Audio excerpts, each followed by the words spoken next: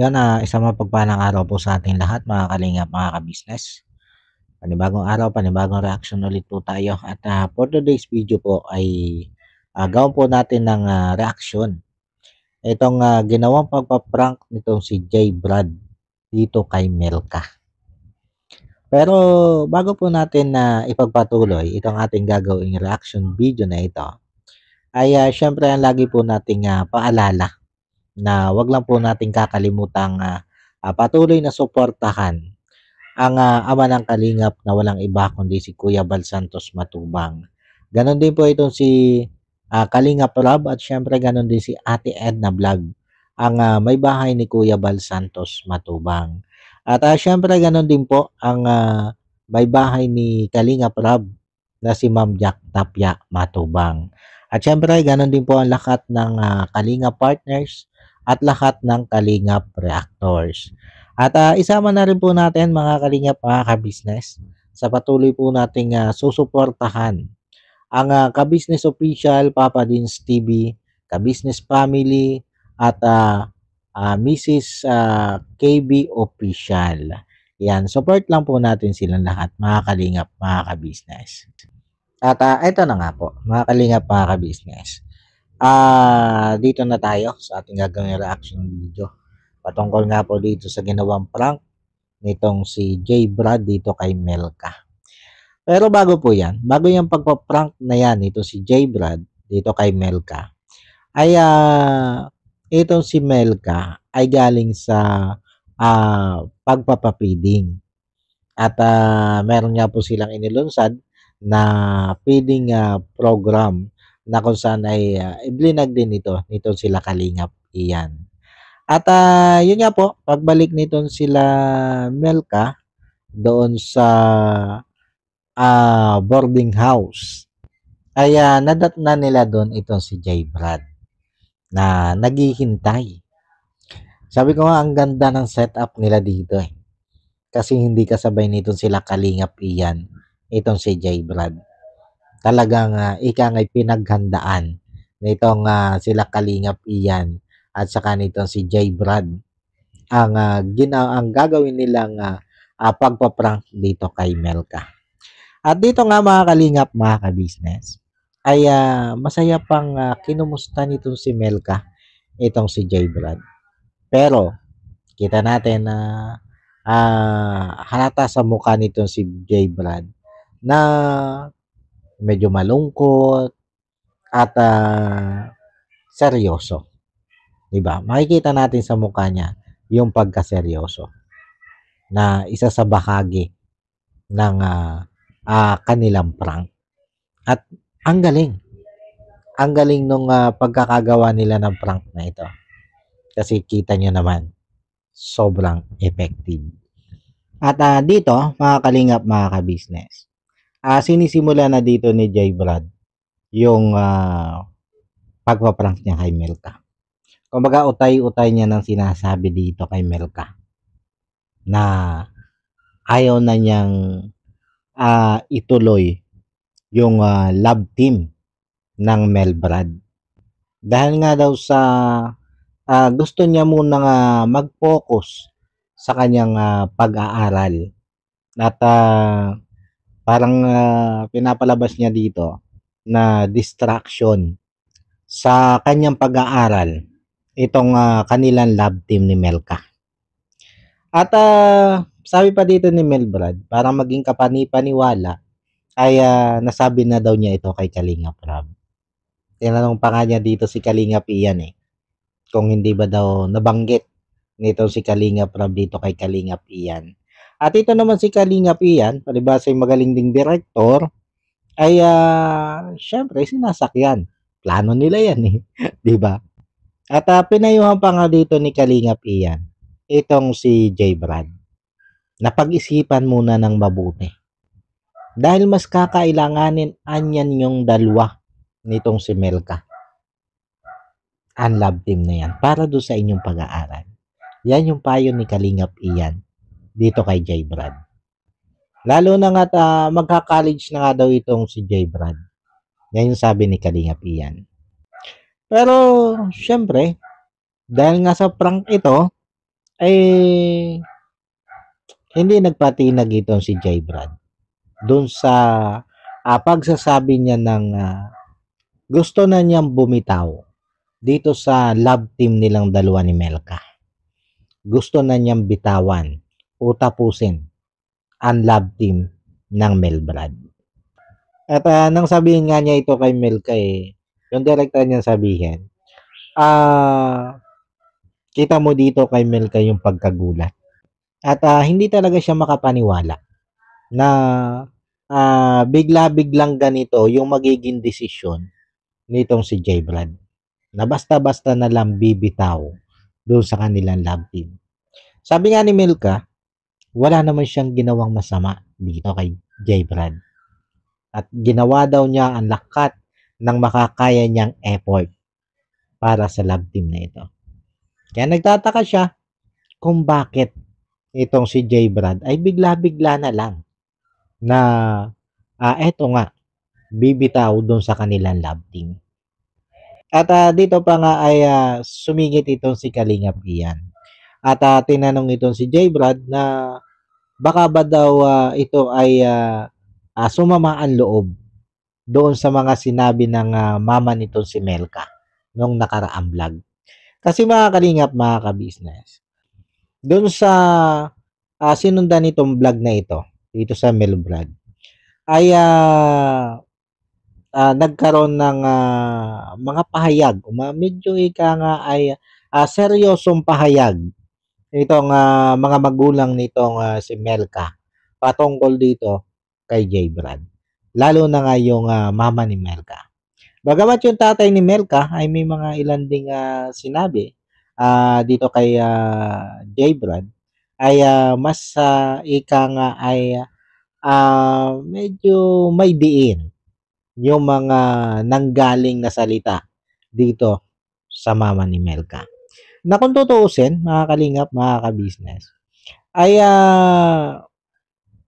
kauna-unawa naman yung sinabi nitong mama ni Melka na syempre nanay yan, nag-aalala sa kanyang anak dahil yung kanyang anak ay babae.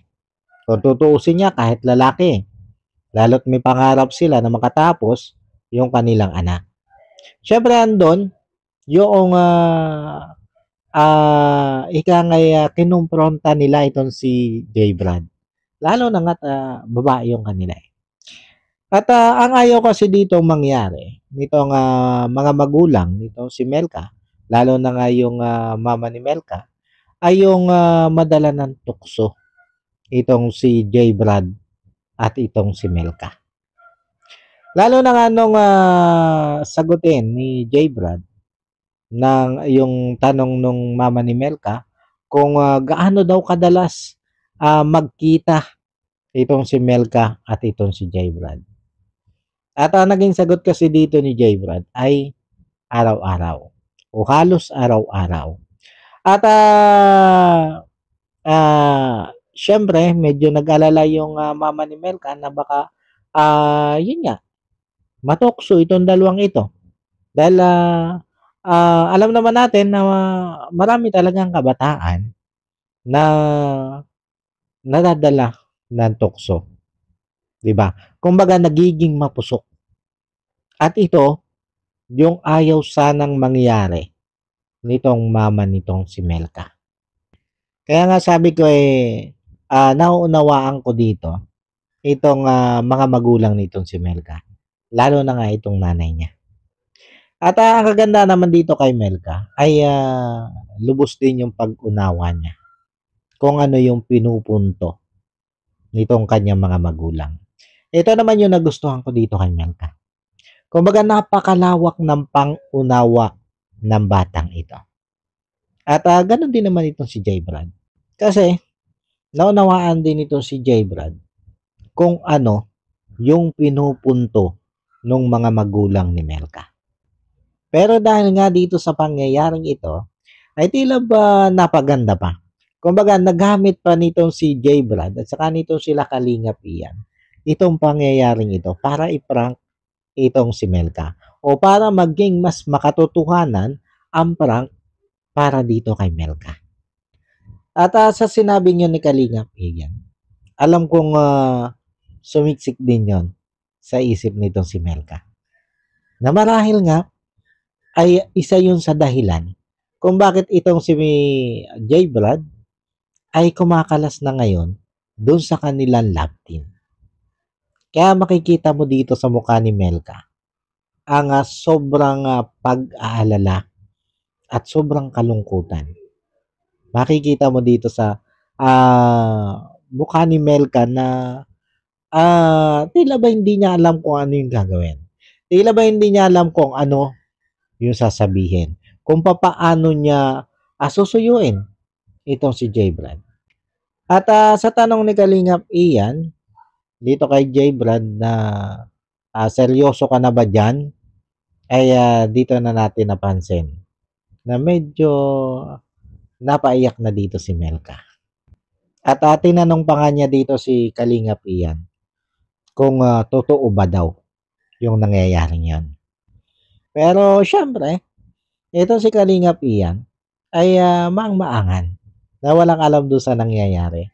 At ang sabi nga niya dito kay Melka, ewan ko ba dyan? Kaya nanatiling tila ba litong-lito itong si Melka. Kung bakit ganito ang nangyari. Kung bakit itong si J. Brad nga ay bigla na lang kumakalas sa kanilang love team. At siguro hindi naghahalong emosyon siguro yung nararamdaman dito ni Melka. Siguro iniisip din niya na baka prank lang. Kaya niya tinanong ito si Kalingap Ian na kuya totoo ba ito? Pero dahil nga sa nakikita niya na seryoso itong si J. Brad ay andon yung pangamba niya na talagang totoo itong mga sinasabing ito ni J. Brad. Kaya sabi nga niya dito, ano ba yung nagawa niya? Wala naman siyang nagawang mali. At yun nga, ibinigay niya ang lahat ng makakaya niyang effort para dun sa love team na yon. Sabi nga niya dito naiiyak ako kasi wala naman akong ginagawa sa yung ano. Hindi naman kita inaano. Wala akong ginagawang masama sa iyo. Kaya daw siya naiiyak. Kumbaga, para kay Melka, bakit mo ako iiwan? Ay wala naman akong masamang ginawa sa iyo. Wala naman akong masamang ipinakita sa iyo.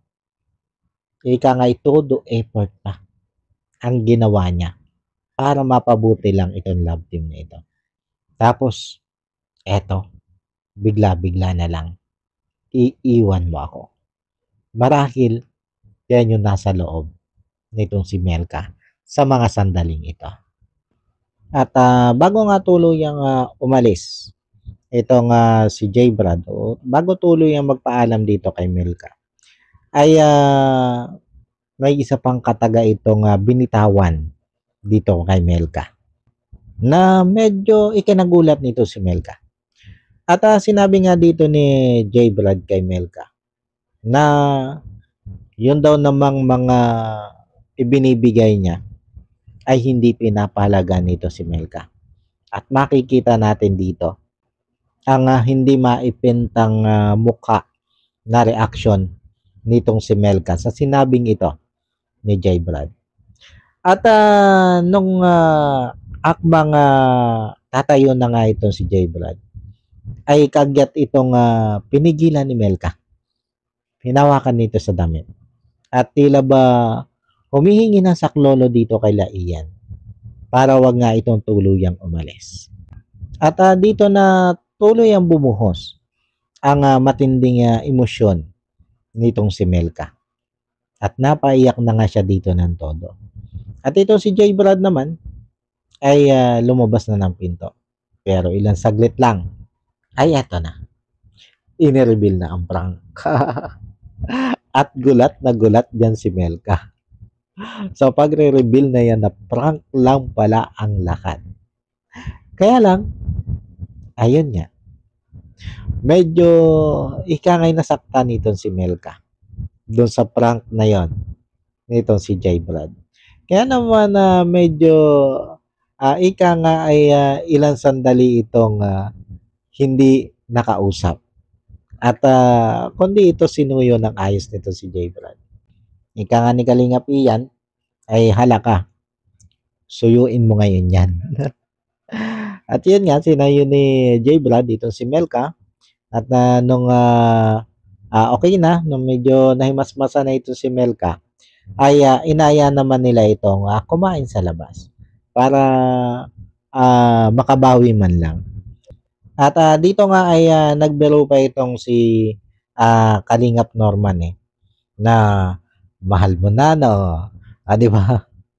At sa tingin naman natin ay malamang sa malamang ay may nararamdaman na talaga itong si Melka para dito kay J. Brad.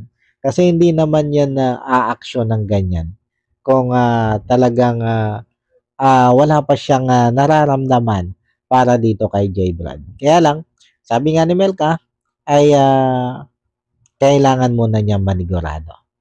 Kasi baka nadadaya lang siya ng kung ano yung nararamdaman niya ngayon para dito kay J. Brad. O, di ba? At yun, paano po mga kalingap, mga ka-business? Hanggang dito na lang muna ulit po itong ating reaction video. At maraming salamat po sa patuloy nyo pong pagsuporta at sa patuloy nyo pong pagtangkilik sa aking mga ginagawang reaction video. At yun, bago po tayo tuluyang magtapos, ay syempre, ang lagi po nating paalala na wag lang po nating kakalimutang patuloy na suportahan ang ama ng Kalingap na walang iba kundi si Kuya Bal Santos Matubang.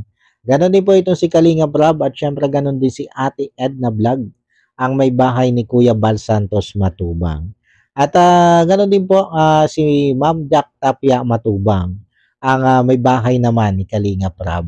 At ganon din po ang lahat ng Kalingap partners at lahat ng Kalingap reactors. At yun mga Kalingap, mga ka-business, sama na rin po natin sa patuloy nating susuportahan ang Ka-Business Official, Papa Dins TV at Ka-Business Family. At ganoon din po ang channel ni Mrs. Ka-Business, ang Mrs. KB Official. Yan, suportahan po natin yan. At ganoon din po ang lahat ng mga kagwang nitong si Ka-Business, suportahan din po natin yan.